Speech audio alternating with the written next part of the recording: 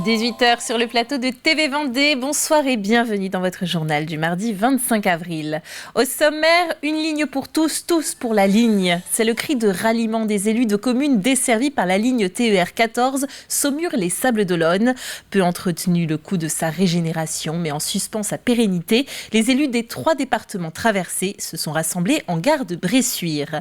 Et puis direction la Tranche-sur-Mer pour prendre des nouvelles du Super U, détruit au mois de septembre dans un incendie. Une grande surface provisoire est prête à accueillir habitants et touristes pour la belle saison.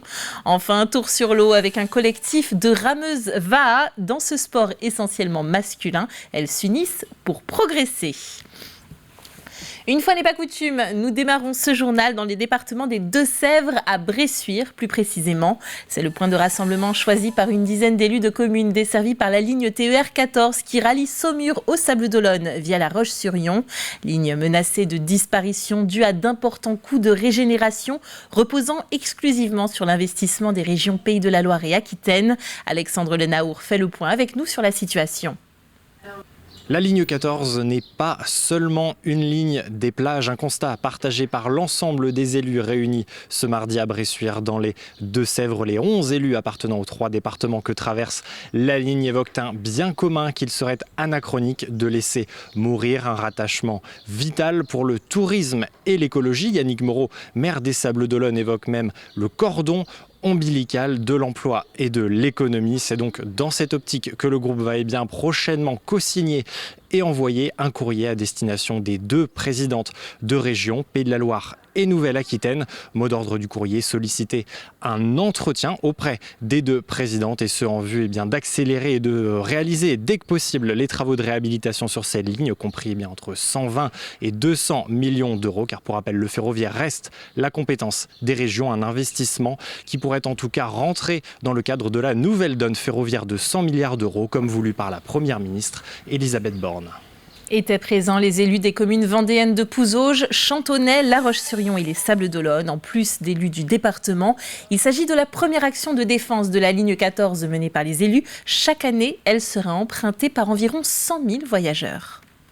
Elle joue effectivement sur un certain nombre de sujets qui sont évidemment l'emploi et l'économie, absolument indispensables. Là où aujourd'hui nos entreprises recherchent du personnel, on voit sur nos bords de route, cherchons personnel. Et bien du coup, l'idée d'avoir potentiellement un train qui peut nous amener d'un point à un autre, c'est extrêmement intéressant. Nous sommes un territoire enclavé, loin de l'autoroute. Donc pour nous, la ligne, elle existe. Si elle n'existait pas, nous n'irions pas la chercher. Mais elle existe, donc il est important qu'elle puisse être mise en route. Aujourd'hui, elle est pratiquement inexistante puisque nous avons 2 circulations de trains qui ne correspondent pas aux heures de travail. Aujourd'hui, ce n'est pas une ligne qui dessert et qui sert les usagers. Nous avons une ligne de SNCF à défendre, la ligne 14, une ligne essentiel pour la survie des territoires, pour l'équilibre des territoires et sur le volet en particulier de l'emploi. Le 7 septembre 2022, le Super U de la Tranche-sur-Mer partait en fumée, victime d'un gigantesque incendie. Il s'agissait du seul supermarché de la ville, alors très vite, un bâtiment est détourné pour la mise en vente des produits de base, en attendant une nouvelle grande surface provisoire.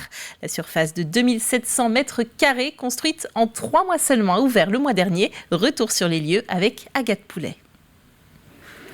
Un mois après son ouverture, les travaux continuent dans l'un des bâtiments qui regroupera les fruits et légumes, la boucherie-charcuterie ou encore la boulangerie. Là, c'est en travaux, étant donné que nous avons vidé ce magasin qui nous a servi cet hiver pour le remettre sous le chapiteau. Et maintenant, d'ici 3 semaines, on va rouvrir début mai. Pour l'instant, je pense que tout le monde est satisfait de cette réouverture, très attendue. La partie hiver, nous avons donné la possibilité à nos tranchets de s'approvisionner et de venir faire leurs courses. Maintenant, le deuxième challenge, c'était les touristes. Et là aussi, il faut bien évidemment des surfaces plus grandes, plus adaptées à cette affluence que nous avons en début d'été. Après plusieurs mois de patience, les clients retrouvent leur supermarché de 2700 mètres carrés pour leur plus grand plaisir. Ça nous convient parfaitement parce qu'on a été très triste quand le Super U a brûlé, quoi. Celui qui a été fait dans Super U Maison et Jardin, ça nous a beaucoup dépanné. Et celui-là, c'est encore mieux. Il est pas mal, il est bien rangé, on s'y retrouve. Autrement, on allait à l'Aiguillon, mais l'Aiguillon, c'est beaucoup plus loin. Je trouve que c'est bien appréciable de leur part d'avoir si rapidement remis en place une structure très pratique pour la clientèle en fait. Les clients ne sont pas les seuls à être heureux de retrouver leur rayon. Les 90 salariés du supermarché attendaient eux aussi la réouverture après un chômage technique payé à 100%. Donc nous avons rassuré l'équipe aussitôt après l'incendie, comme quoi ils allaient être rémunérés sans différence. C'est-à-dire que c'est le magasin et la société qui prenaient en charge. Donc pour eux, ils n'ont pas subi d'inconvénients à cet incendie. Donc ils étaient tous prêts à revenir et même très pressés de revenir. Un mouvement de solidarité a vu le jour. Des artisans vendéens sont venus en aide pour la construction du Super U. Le supermarché a aussi pu compter sur le soutien et l'accueil d'un boulanger situé à Angles pour la fabrication du pain en attendant l'arrivée des nouveaux fournils.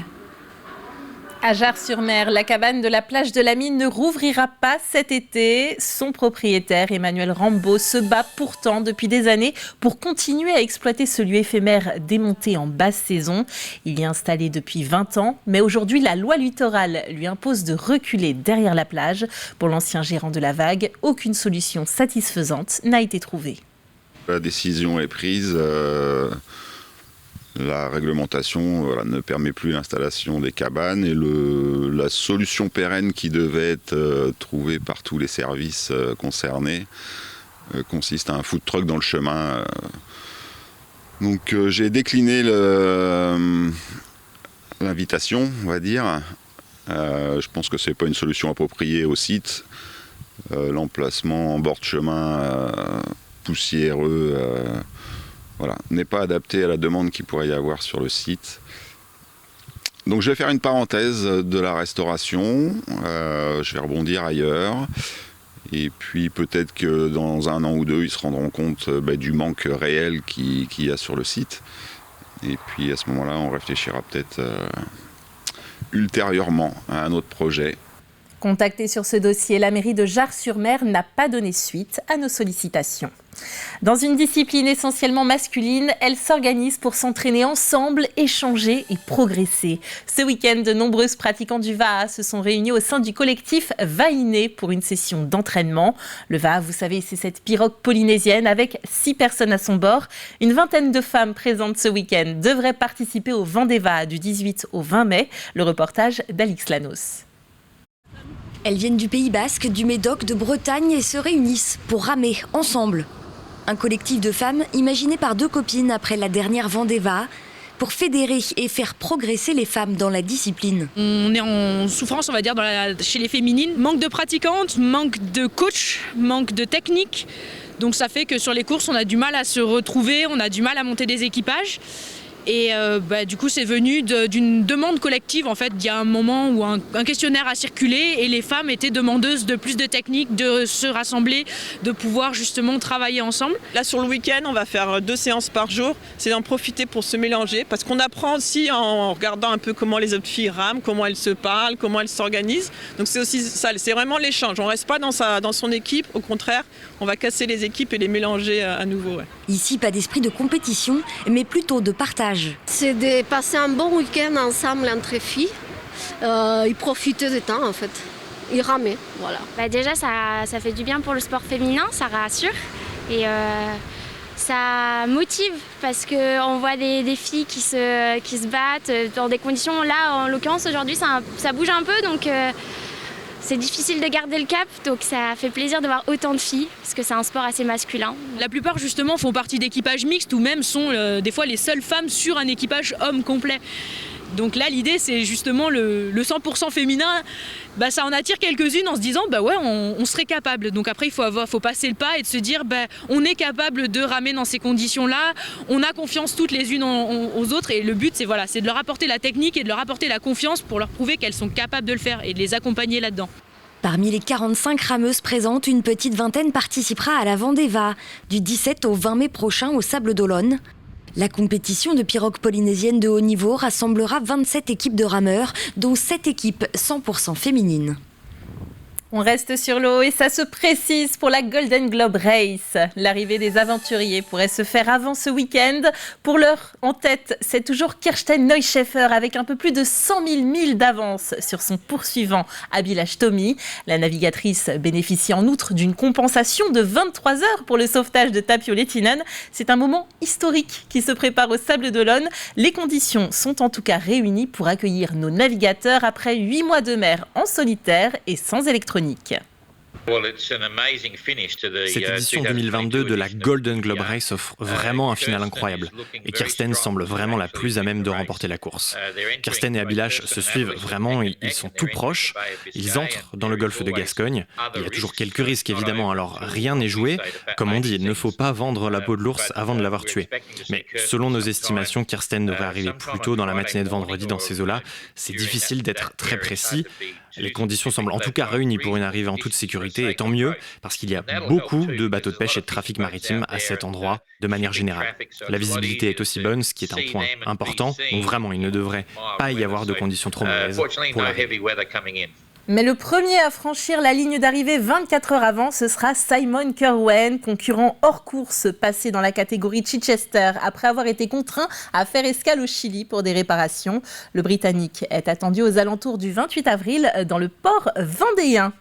C'est la fin de cette édition, merci de l'avoir suivi avec nous. Le retour de l'actualité, c'est comme toujours à partir de 7h du matin dans votre matinale. Quant à moi, j'aurai le plaisir de vous retrouver pour les éditions suivantes. Belle soirée sur TV Vendée.